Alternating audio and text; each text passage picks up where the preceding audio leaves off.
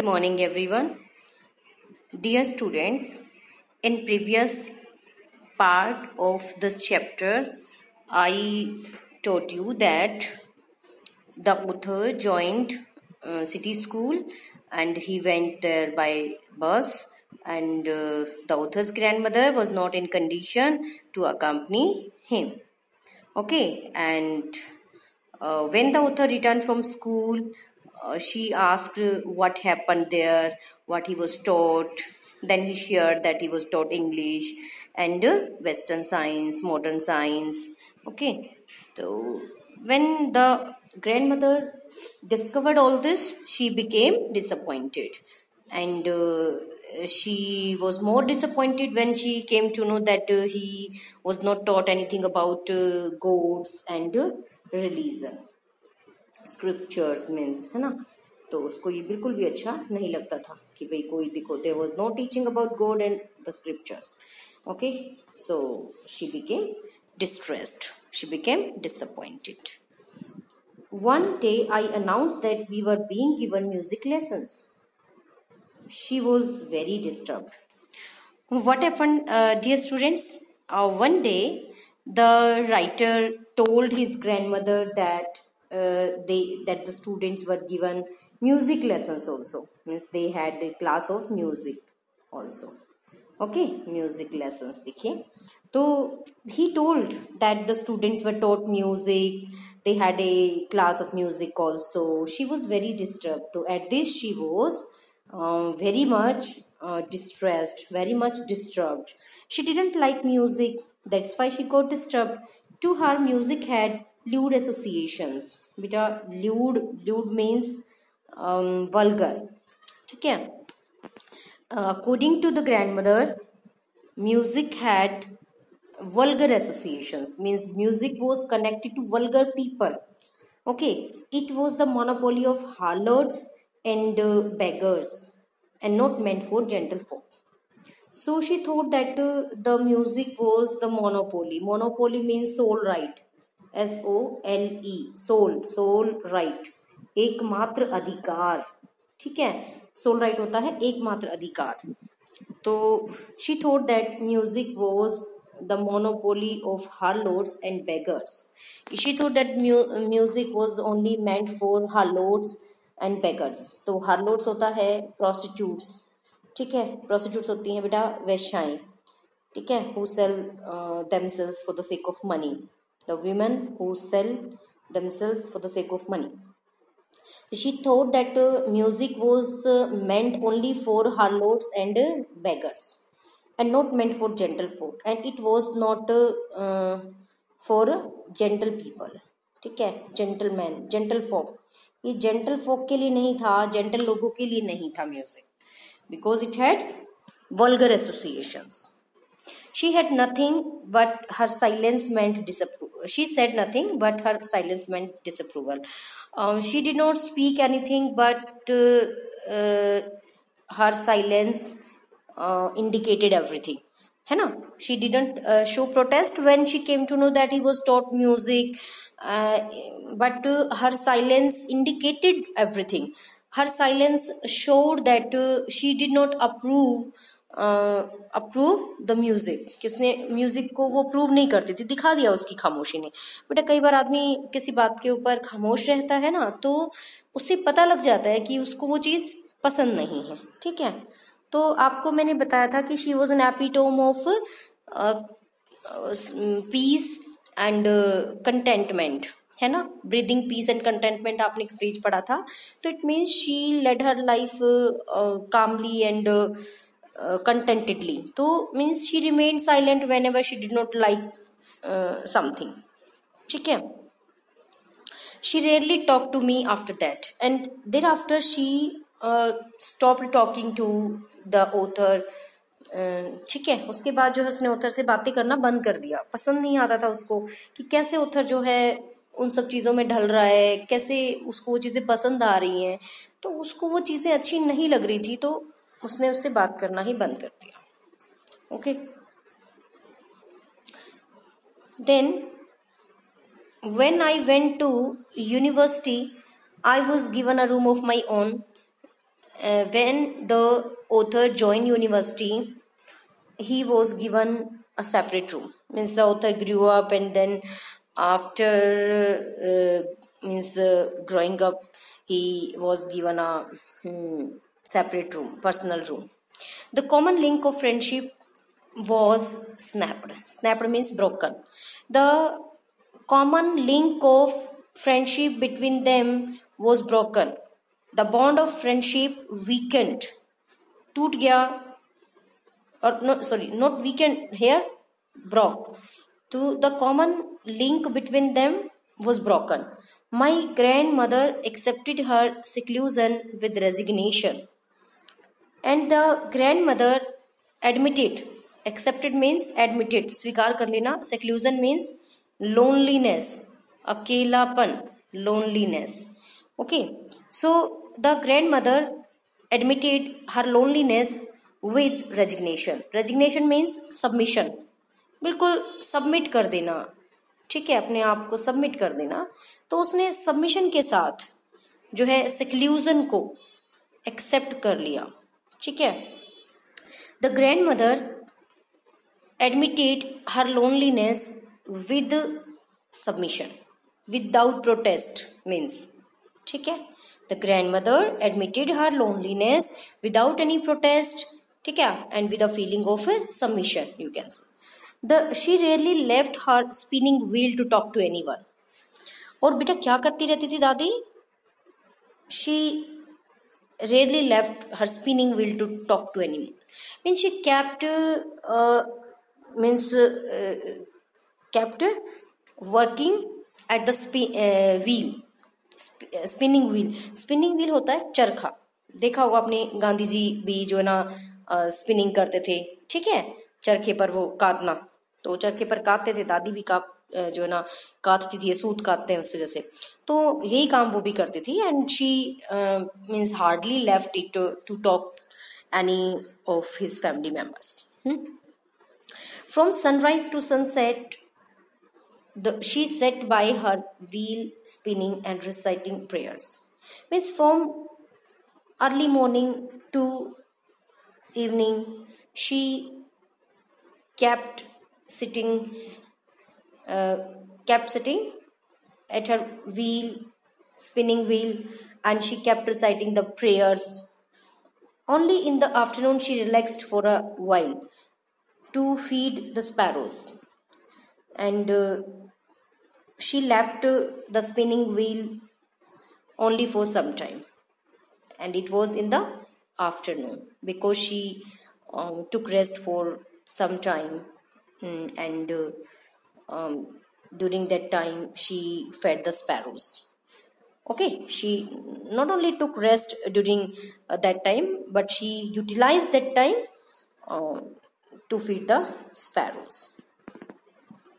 While she sat in the veranda breaking the bread into little bits, hundreds of little birds collected round her, creating a veritable bedlam of chirruping. Okay, so let's see. Only in the afternoon she relaxed for a while to feed the sparrows, and while she sat in the veranda, और वो जब veranda में बैठ जाती, breaking the bread into little bits, and then she broke the chapati into little pieces. वो bread यहाँ पर चपाती के लिए आया है, छोटे छोटे टुकड़ों में, लिटिल बिट्स में उसको तोड़ती. hundreds of little birds collected round her, and then hundreds of birds came there. They gathered around her, and they created a veritable bedlam of bedlam क्या होता है? Confusion. Veritable means true. ठीक है, true. और सिरपिंग means जो उनकी chopping की आवाज होती है. ठीक है. And the birds created commotion. The birds created a true confusion of their chopping sound. अपने चर्पिंग साउंड से कंफ्यूजन सा क्रिएट कर दी थी. ठीक है. Some came and perched on her legs. देखो स्टूडेंट्स क्या होता था. Some birds came near him and they sat. Perched means sat. पर्च्ड क्या होता है? सेट, बैठ जाते थे, ठीक है। तो they sat on her legs, उसके लेग्स के ऊपर बैठ जाते थे। Others on her shoulders, some sat on her shoulders, some even sat on her head, and some birds even sat on her head. भाई सच में मतलब सिर चढ़ा रखा था भाई, कहने का मतलब इतना लाड करती थी, इतना प्यार करती थी उनको कि वो उसके सिर पे भी बैठ जाते थे, है ना। कितना प्यार देखो। अदरवाइज बर्ड्स जो है ना बेटा दूर भागते हैं, जैसे ही उनको साउंड सुनाई देती है किसी इंसान के पास आने की तो वो उड़ करके दूर चले जाते हैं। पर देखो कैसे उसके सिर पर, उसके कंधों पर, उसके पैरों पर ऐसे आके बैठ जाते थे बर्ड्स, मतलब how much they loved her. Okay, she smiled but never should them away, she enjoyed this time and she never made them run away। देखो शूड अवे होता है भगा देना, मेक समवन रन अवे, किसी को भगा देना। लेकिन देखो वो हंसती थी इस तरीके से, जब वो उसके सिर पे बैठते, उसके कंधों पे बैठते, उसके पैरों पे बैठते, और she never got irritated, she felt nice, उसको अच्छा लगता था। It used to be the happiest half hour of the day for her, and the time which is spent along with the birds used to be the happiest time, the happiest half hour of her day। ठीक है, if you are asked what was the happiest time for the writer's grandmother, so you will write the answer that the happiest time for the author's grandmother was that was when she enjoyed with the birds। Okay, if you are asked, however this is not much important question, but even then you must come to know the answer। Okay, so the happiest time for the grandmother was along with the sparrows आप कह सकते हैं, birds कह सकते हैं, ठीक है, birds के साथ था उसका happiest moment. She took rest for some time and she not only took rest, during that time she broke chapati into little pieces and fed the sparrows, fed the birds, and thousands of birds collected around her, ठीक है, and she enjoyed this time, she felt very nice at this time, ठीक है। When I decided to go abroad for further studies, I was sure my grandmother would be upset। अब क्या हुआ students, देखो अब वो बड़ा हो गया और मतलब हायर स्टडीज के लिए उसने जाने का, अब्रोड जाने का उसने डिसीजन ले लिया, ठीक है। He knew that his grandmother would not like the decision, his decision of going abroad. उसको पता था कि उसको दादी को पसंद नहीं आएगा, ठीक है। तो देखो क्या बता रहा है, When I decided to go abroad for further studies, I was sure my grandmother would be upset। The author knew that at his decision of going abroad for higher studies, his grandmother would be disappointed and she would not like this decision of his, है ना, she would be annoyed with him। So I would be away for 5 years and he was going abroad for a period of 5 years, not for 1 or 2 days कि भाई चलो जल्दी ही वापस आ जाएगा, 5 सालों में वो आने वाला था, ठीक है। तो उसको पता था दादी ऐसे अपसेट हो जाएगी, निराश हो जाएगी।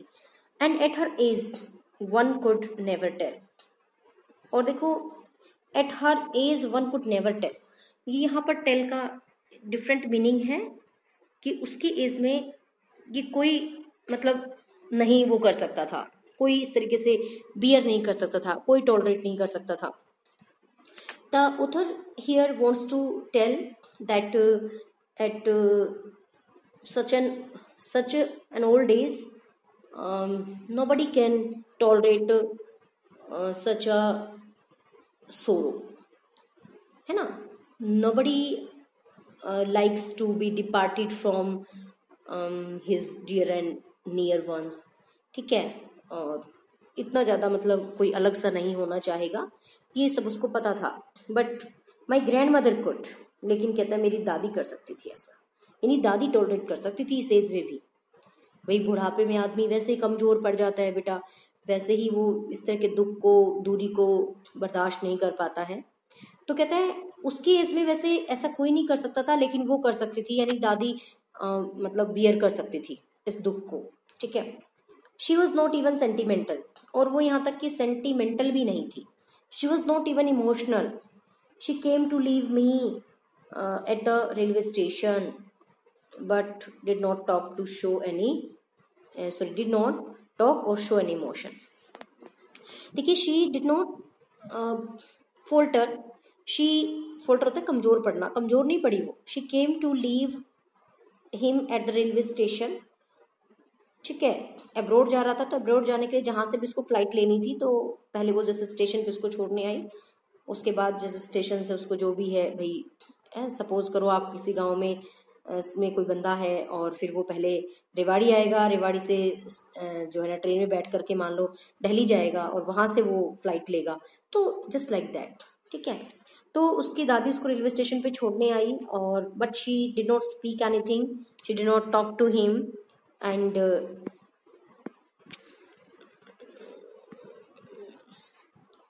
She did not talk to him, और जो है उससे बातें नहीं की उसने। ठीक है, और इमोशन भी नहीं दिखाई। She did not even show her anger, her resentment, her lips move in prayer.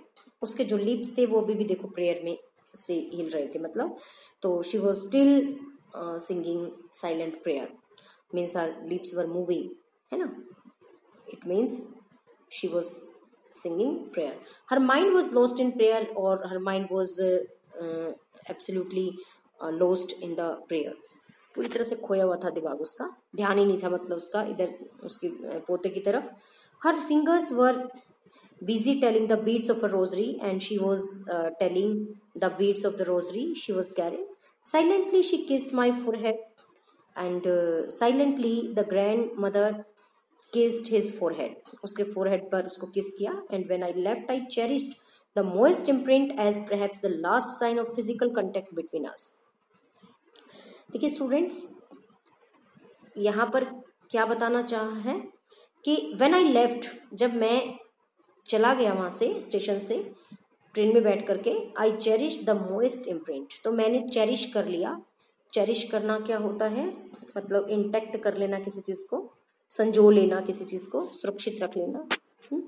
Most imprint, most means डैम्प, गीला, डैम्प। ठीक है। And imprint means impression as perhaps the last sign of physical contact between us. जैसे हमारे बीच last जो है physical contact का sign हो, क्या, मोइस्ट जो इम्प्रिंट, जो उसने उसके फोरहेड पर प्यार किया दादी ने पोते को, वो गीला इम्प्रेशन जो है वो उसने लास्ट फिजिकल कांटेक्ट के रूप में संजो लिया। उस मोमेंट को, यानी उस एक निशानी को उसने प्रिजर्व कर लिया अपने माइंड में। ठीक है। तो देखिए, the author's grandmother came to see him off at the railway station, however she did not talk to him, but she loved him and she kissed him on his forehead, and the author thought that it was the last physical contact between them, and considering it last sign of physical contact between them, he preserved it in his mind, है ना। Why he took it as the last sign? Because the author thought that after his departure the grandmother would die, she would not be alive। ठीक है, उसको ये था कि भाई दादी तो उसके गम में, उसके दुख में और मर जाएगी, तो उसको लगता था भाई ये तो लास्ट इम्प्रेशन है। ठीक है, लास्ट इम्प्रेशन है जो फिजिकल कांटेक्ट है उनके बीच में उसका। ठीक है, I hope it is clear to all, but that was not so.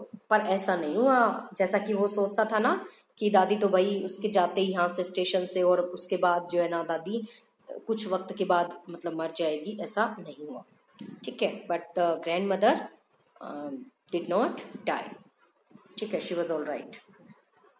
After 5 years, I came back home and was met by her at the station.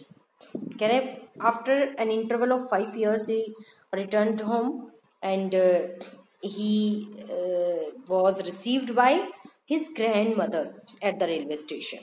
Means she loved him deeply. She even went to the railway station to receive him, to welcome him. She did not look a day older, and it was surprising that there was not a little change in her appearance. She looked the same. She still had no time for words. At this time also, she did not speak even a single word. She did not share anything with him. है ना? She was annoyed. उससे annoyed थी और वो उनसे बातें नहीं की. And while she clasped me in her arms, I could hear her reciting her prayers. And means when she embraced him, he could hear her singing inaudible prayers. कह रहा है कि मैंने जब दादी ने जब मुझे गले लगाया तो उस वक्त मैं सुन पा रहा था कि वो धीरे धीरे प्रेयर्स गा रही थी, मतलब उस टाइम भी, है ना, कि अपनी उसने यूजुअल जो रूटीन होती थी उसकी सिंगिंग करने की, प्रेयर्स को गाने की, वो रूटीन उसने नहीं छोड़ी. ठीक है. तो जब उसने क्लैस्प किया, उसको क्लैस्प मीन्स ग्रैस्प करना, पकड़ना, है ना, इन हर आर्म्स, जब उसने उसको अपने आर्म्स में पकड़ा यानी कि गले लगाया, तो उस वक्त भी वो प्रेयर्स बोल रही थी, गा रही थी. She, even on the first day of my arrival, her happiest moments were with her sparrows, whom she fed longer and with frivolous rebukes. And he found that even on that day when he returned from abroad, she spent her time with the sparrows, and it was the happiest moment for her. Means she did not deviate from her usual routine. ठीक है. And she fed longer and with frivolous rebukes. Means she enjoyed her time by feeding the sparrows with the frivolous rebukes. Frivolous होता है artificial, ठीक है, बनावटी, नकली, और रिब्यूक्स होता है डांट फटकार. तो नकली डांट फटकार के साथ उनको जो ना लंबे टाइम से उनको जो खाना खिला रही थी स्पैरोज को, उनके साथ ही उसका वो टाइम बीता, अपनी रूटीन से नहीं हटी वो. देखो, in the evening a change came over her. In the evening some change was observed in her behaviour. Okay. She did not pray. क्या भाई, क्या नहीं किया उसने? प्रे नहीं किया. मीन्स शी स्टॉप्ड प्रेइंग, है ना, उसने प्रे करना छोड़ दिया. She stopped praying.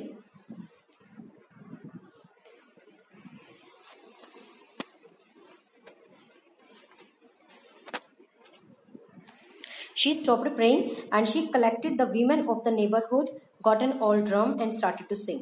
And then she collected all the women of her neighborhood. She called her friends, ठीक है, और the women living in her neighbourhood, उनको बुला लिया उसने. और उसके बाद जो है क्या हुआ, she got an old drum and started to sing. And taking an old drum she started thumping it and she started singing the songs. For several hours she thumped the sagging and for many hours she kept thumping. Thumped होता है बजाना, ठीक है. She kept thumping और she kept beating the drum. ये sagging जो है drum के लिए आया है. सैगिंग होता है बेटा लूज, ठीक है, जिसकी जो स्किन है, ड्रम की जो स्किन है वो लूज पड़ चुकी थी, मतलब सैगिंग हो गई, सैगिंग स्किन. तो students, I think one question में अराइज इन योर माइंड कि she didn't like music and here she is singing song, है ना. तो सॉन्ग भाई ये वो वाला म्यूजिक नहीं है, ये भगवान के भजन है, या फिर ये यहाँ पर जो है ये जो वॉरियर्स के लिए गीत गाए जाते हैं पर्टिकुलरली उनकी बात हो रही है. तो वो वैसे जो फिल्मों के सॉन्ग आते हैं वो नहीं है इस तरह के, ठीक है ना. तो उसमें बहुत अंतर है. I hope it is clear to all. Now let's proceed. Sagging skins of the dilapidated drum and sang of the homecoming of warriors. क्या कह रहे हैं, means in the evening a change was observe in her behaviour, she stopped praying, she stopped singing जो है prayers, है ना, singing prayers, and she collected women of her neighbourhood and in their company she thumped the drum. ठीक है, और कैसा drum था, sagging skins of the dilapidated drum, dilapidated means old, ठीक है, ओल्ड एंड वॉर्न, पुराना घिसा हुआ, तो पुराना सा एक जो ड्रम था उसकी जो सैगिंग स्किन थी, उसकी लूज स्किन जो थी, पुराना ड्रम था मतलब घिसा हुआ पुराना ड्रम, उसकी लूज पड़ी हुई जो स्किन थी, उस मतलब ड्रम को बजाया उसने, लगातार बजाया, किसकी कंपनी में, वीमेन की कंपनी में। ठीक है, and we had to persuade her to stop to avoid overstraining। बेटा परsuade होता है to convince someone to do something, कि कोई काम करने के लिए किसी को कन्विंस करना। ठीक है, तो कहते कि भी हमें कन्विंस करना पड़ा उसको टू स्टॉप टू अवॉइड ओवरस्ट्रेनिंग। भाई चिंता हो जाती है ना घर वालों को, अरे भाई बूढ़ा आदमी और इस तरीके से लगातार किसी एक्टिविटी में लगा हो, कुछ हो ना जाए, है ना, चिंता हो जाती है, तो परिवार वालों को चिंता हो गई। His family members were worried about the grandmother and then they convinced her to stop beating the drum to take stress. ठीक है, over stress, over straining, over stress, तो उन्होंने मनाया कि भाई उसको ओवर स्ट्रेस ना ले, वो परेशान ना हो। That was the first time since I had known her that she did not pray. And he came to know that it was the first time when she stopped praying. ये था पहली बार जब उसने प्रे करना छोड़ा था, otherwise she spent her time in praying, most of her time, है ना, in praying. Then the next morning she was taken ill. Taken ill, she मतलब suddenly became ill. The next morning she became ill. She had taken overstress, and due to overstress she became ill. It was a mild fever and the doctor told us that it would go. The doctor was called, है ना, dear students, the doctor was called and the doctor informed them that she had mild fever, she had a little fever, and the doctor assured them that it would go. She would be all right. But my grandmother thought differently, but the grandmother had some different viewpoint about it. She told us, means she had some intuition. देखो वो कुछ अलग ही सोचती थी, मतलब कि she had some intuition, उसको कुछ intuition था। यहाँ पर intuition होता है मतलब कुछ आभास हो जाना पहले से ही। She told us that her end was near. She told the family members that she मतलब was near death or she might die anytime. She said that since only a few hours before the close of the last chapter of her life, she had omitted to pray, and she told them that before the closing of the last chapter of her life she had stopped praying, है ना। अभी देखो उसने शाम को pray करना छोड़ दिया था, तो उसकी जिंदगी का ये लास्ट चैप्टर ही चल रहा है अभी। ठीक है, तो उससे जस्ट पहले उसने प्रे करना छोड़ दिया था। ओमिट करना, ओमिट मीन्स मिटा देना, रिमूव कर देना, खत्म कर देना। ठीक है, तो she had stopped praying. She was not going to waste any more time talking to us. So she made it clear that now she didn't want to waste more time in talking to them. She wanted to resume prayer. ठीक है, but she told that she had stopped praying. मतलब by evening, शाम से ही मतलब वो pray करना जो है बंद कर चुकी थी, है ना। तो अब क्या था कि उसको जो है उसने मतलब she made it clear, she told them clearly that she didn't want to talk to them and she wanted to resume prayer. We protested, हमने प्रोटेस्ट किया, all the family members protested, they try to convince her not to do so, है ना, they try to talk to her, तो उनको persuade करने की कोशिश की, उसके उस व्यवहार का विरोध किया, but she ignored our protest, but she did not pay attention to them, she just was determined to do what she wanted. She lay peacefully in bed praying and telling her beads, और she lay peacefully, वो देखो peacefully लेटी रही bed पर praying, and she kept singing prayer and telling her beads, and she also means chanted the she chanted the prayer and told the beads of the rosary. Even before we could suspect, her lips stopped moving and her rosary fell from her lifeless fingers. And just then her lips suddenly stopped. Her lips became still and the rosary fell down from her hands, from her motionless fingers. कोई उनमें motion नहीं थी, एकदम से निर्जीव सी हो गई और उनमें से वो माला छूट करके नीचे गिर गई. A peaceful pallor spread on her face and we knew that she was dead. And then paleness spread on her face. पीलापन उसके चेहरे पे छा गया.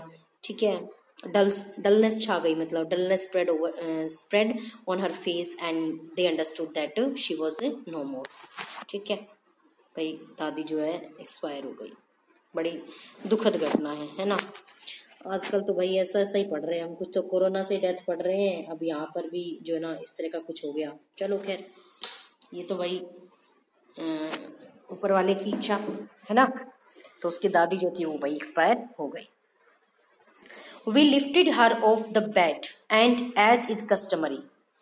तो राइटर कहता है देखो हमने उनको बेड से मतलब नीचे उतारा. They removed her dead body from the bed and as is customary laid her on the ground. And as is a custom, they kept it on the floor, on the ground.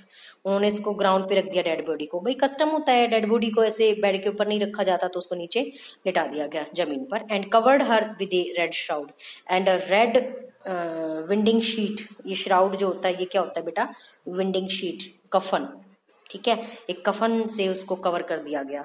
After a few hours of morning, कुछ देर के बाद, after few hours, देखो कुछ घंटों के बाद. Morning, morning देखो spelling is different.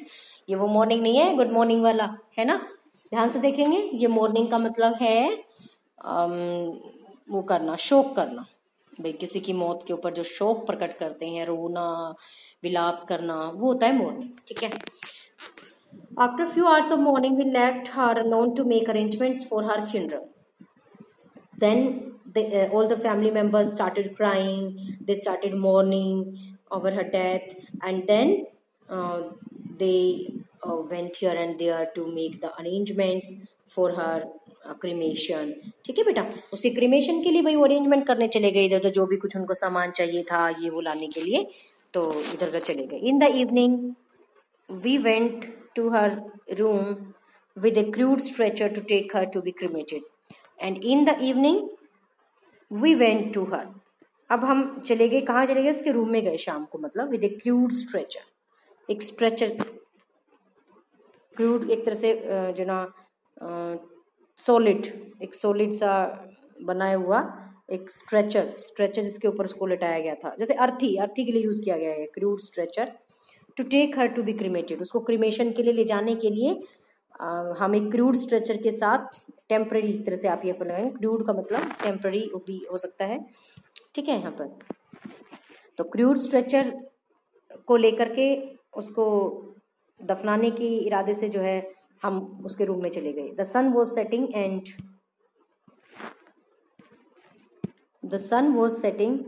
And had lit her room and veranda with a blaze of golden light. अब देखिए, the sun was about to be set, अभी सेट होने वाला था, सेटिंग हो रहा था मतलब. ठीक है, और बिल्कुल सेट होने वाला था. And had lit her room, और उसके कमरे में अभी थोड़ी रोशनी आ रही थी. And verandah and with a blaze of golden light, जो सूरज की गोल्डन लाइट थी वो अभी एंटर कर रही थी. ठीक है. We stopped half way in the courtyard. तो कह रहे कोर्टयार्ड में जाकर के आधा रास्ता जो है ना रुक गए. तो they stopped half way, they stopped on the way to the courtyard. जो आंगन है, आंगन के रास्ते में आधा जा करके ना वो रुक गए बीच में. They stopped in the middle of the courtyard. All over the verandah and in her room right up to where she lay dead and stiff wrapped in the red shroud, thousands of sparrows sat scattered on the floor. All over the verandah, सारे verandah में, इन her room, और उसके room में भी, right up to where she lay dead, देखिए बिल्कुल वहाँ से जहाँ पर वो डेड मतलब उसकी बॉडी रखी हुई थी, and stiff wrapped in the red shroud, मतलब रेड श्राउड में लिपटी हुई जहाँ उसकी बॉडी रखी थी, वहाँ से थाउजेंड्स, वहाँ भी मतलब thousands of sparrows set scattered on the floor, floor के ऊपर बहुत सारी जो स्पैरोज हैं वो बैठी, ठीक है, all over the veranda and even in her room, even in her room where the dead body was kept covered in the red shroud, thousands of sparrows scattered, ठीक है, बहुत सारी स्पैरोज वहां पर इकट्ठी हो गई थी. There was no chirping, there was no sound of the birds, there was no sound of chirping of the birds. We felt sorry for the birds and my mother fetched some bread for them. Oh, in birds को feed कराने वाली आज जिंदा नहीं थी, तो ये सोच करके उनका बड़ा अफसोस हुआ राइटर को, उनकी फैमिली को, ठीक है. We felt sorry for the birds and my mother fetched some bread for them. Fetch होता है go and bring something. then his mother went inside and brought some bread for the sparrows, for the birds. She broke it into little crumbs and then she broke the bread into little pieces. Crumbs होते हैं pieces. The way my grandmother used, और बिल्कुल उसी तरीके से जैसे दादी किया करती थी, है ना. His mother brought some bread from the kitchen and she broke it into little broke the chapatis into little pieces, and just like the way the grandmother did, and threw it to them, and she gave the pieces to the birds. The sparrows took no notice of the bread. फिर लेकिन देखिए the sparrows did not pay attention to the bread. When we carried my grandmother's corpse off, they flew away quietly. And when the dead body of the grandmother was taken away, corpse क्या होती है? Dead body.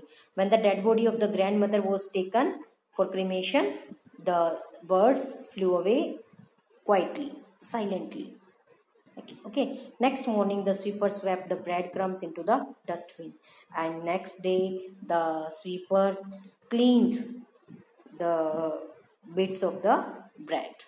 As the sparrows did not eat them, they did not even chirp, and they silently flew away. In this way, the sparrows also expressed their sorrow over the grandmother's death. Students, you may have noticed one thing here, that even nature expresses its sorrow over the death of a pure-hearted soul. है ना? The author's grandmother was a pure-hearted soul. She was a divine beauty, and on her death, even nature was bereaved. Bereaved means शोकाकुल. Nature भी शोकाकुल थी.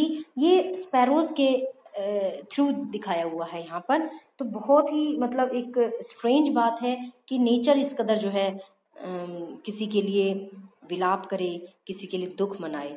तो इसका मतलब उस इंसान में कुछ खास होगा, उसमें कितनी डिवाइन ब्यूटी थी. सोच के देखिए कितनी जो है एक दया भाव, क्या क्या क्वालिटीज उसके अंदर रही होंगी जिसकी वजह से वो नेचर को भी इतना पसंद आई थी, मतलब. ठीक है, तो इस तरीके से चैप्टर बेटा ओवर. Thank you.